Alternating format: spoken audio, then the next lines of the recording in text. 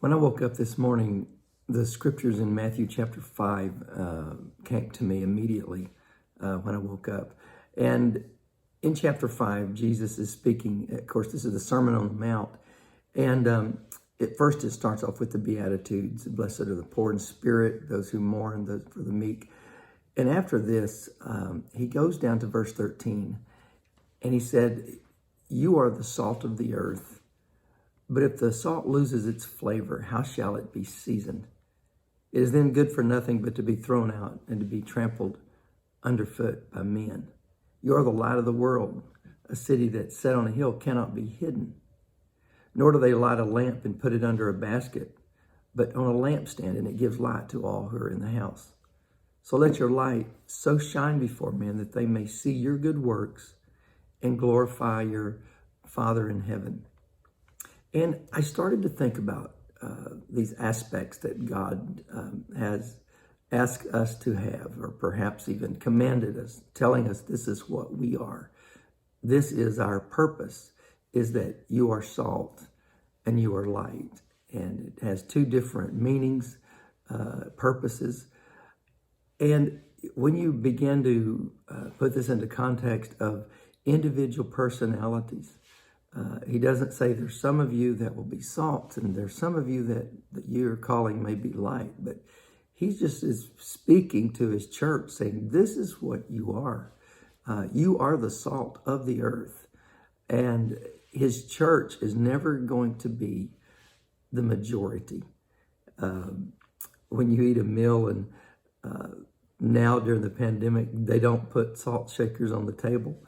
And we sat down this weekend to have a meal in a restaurant with the Joyces, and they brought the food to the table, and I'd ordered a side of coleslaw, and the coleslaw was really good at Harry's restaurant, and I really like it, but I like it with pepper. And as soon as they set it down, I realized I forgot to ask for pepper, because then they bring it, in the individual little packets or a bowl or something. And I just thought, oh, well, it's not that big deal. I can have it this time without the seasoning. But it made me realize how important the seasoning is to something like that. And as I began to eat it, I thought, it's all right. But every few bites, I'd think, I wish I'd got salt and pepper. I wish I'd added that to it. But we don't order those sides. We don't order those condiments as the main dish, or even a side dish, because it's something that you just use to enhance flavor. And so one of the aspects of the church is we're never going to be the majority. We're always going to be a minority. We're going to be a part, and a very necessary part, in so much that he said, you are the salt and you are the light. And you must be salt, he said, in a way that you don't lose what you have. You are the salt of the earth, but if the salt loses its flavor, we are called to be what we are. But then he issues this, perhaps a warning, a condition, that salt can get to a place where it's not salty. He said, if it loses its flavor, if we lose our purpose, or if we lose the difference that we are, if we lose what truly makes us different, if we lose our characteristics, and it's truly our apostolic characteristics that can keep us being what we are each day when we wake up, and then when we go to bed at night, within the parentheses of that day, or the brackets, you might say, of that day, there's something that we must maintain, and that is that essence of the flavoring of the Spirit of God that he's put within us, because we never know where God is going to use us, where we may be put here and there as agents of flavor, as agents of preserving. And we found ourselves, each of us, we've been through these things on our jobs and our daily affairs. We found ourselves being in a predicament where we might be a little confused and wonder, why am I the one being placed into this very uncomfortable situation right here.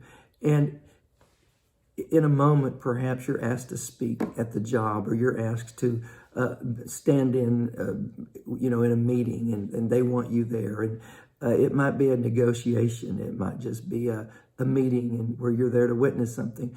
And you may ask yourself, why are they asking me to be here?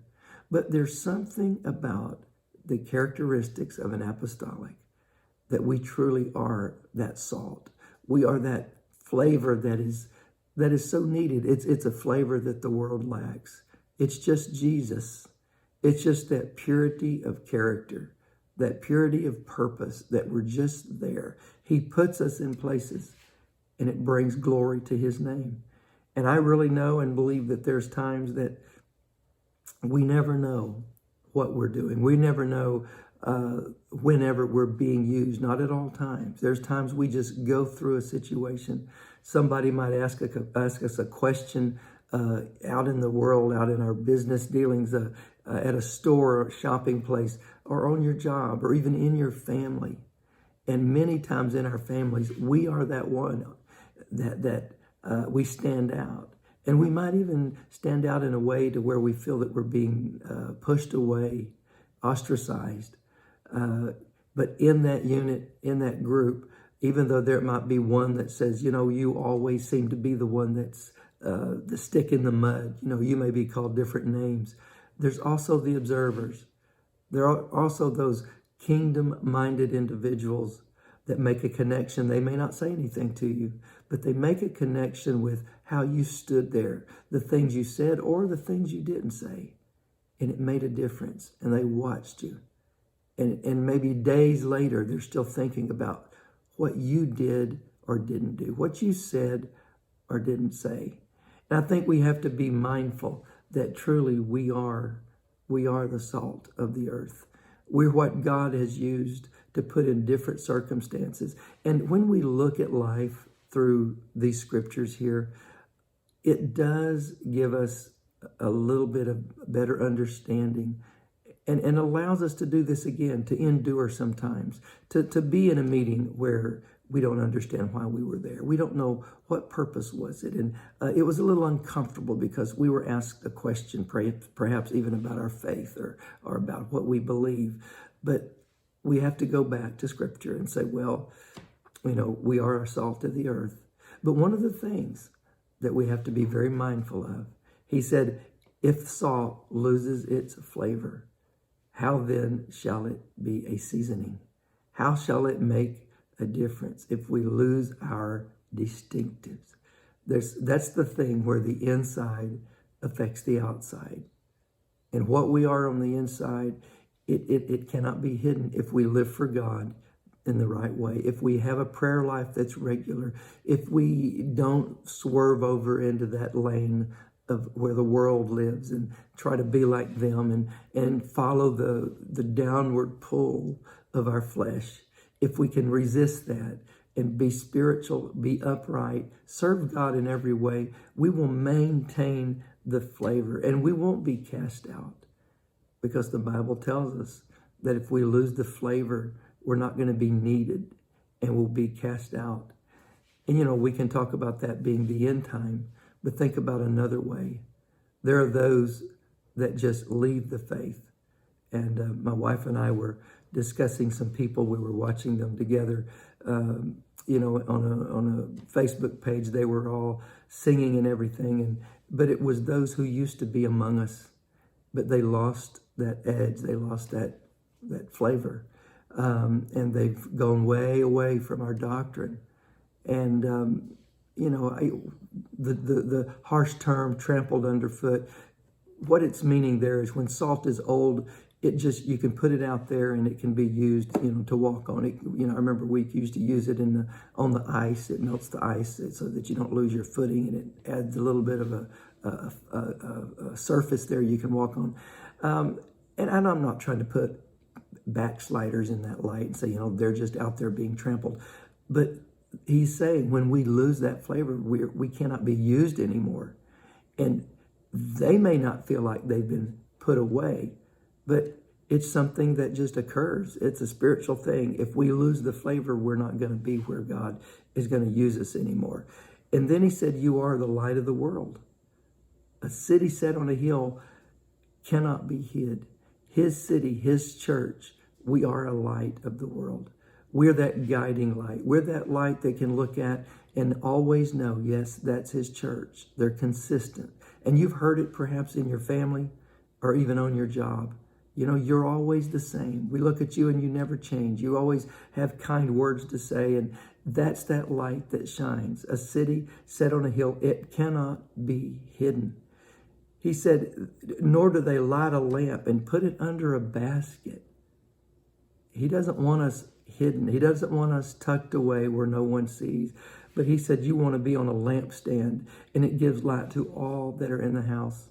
And how often is it that apostolic people, when they go to a job, they're not often in the obscure places, but God will work to lift you in a place where you give light to those that are around you, and you maintain that integrity of spirit, that integrity of purpose, because God is living through you, and you are that light to all that are in the house. So he closes in this little paragraph by saying, let your light so shine before men that they may see your good works and glorify your Father in heaven. They see how you live your life. We don't have to go to our jobs and live amongst our unsaved family and do so in a way of just saying, I just want to be sure you see my light. But it's a natural thing that happens. He said, they will see your good works and they will say, you know, there's something different about them. And they'll glorify, in their own way, they'll glorify your Father in heaven. So today, if you feel like you're one of those that, you're just out there roaming around on the outskirts, you go to your job, you do your thing, you come to church, you try to do your best. Remember this, you're salt and you are light. And you are precious in God's sight because he needs everyone like you so that you can maintain the distinctives. You can maintain the difference. Because who knows but what the person watching you is going to be the next one that's going to follow you to your church and say, I got to see what it is that's different about you. And of course, that difference is Jesus. Think about that.